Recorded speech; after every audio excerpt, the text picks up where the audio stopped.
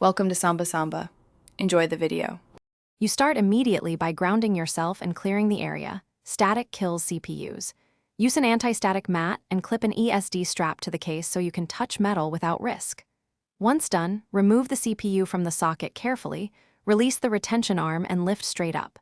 Make sure to keep the CPU flat on a clean, soft surface. Inspect the bent pin with a 10x loop. You need steady hands, focused light, and a jeweler's screwdriver or fine probe within reach. You now correct the pin with patience and micro movements. Rushing breaks pins.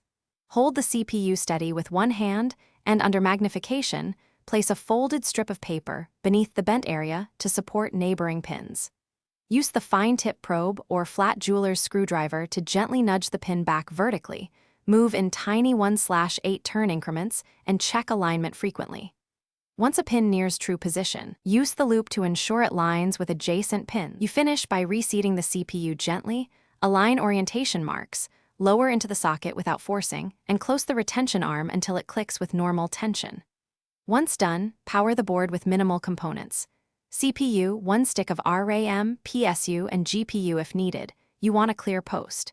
If it fails to boot, note post codes or beep patterns, then power down and reinspect pins under the loop.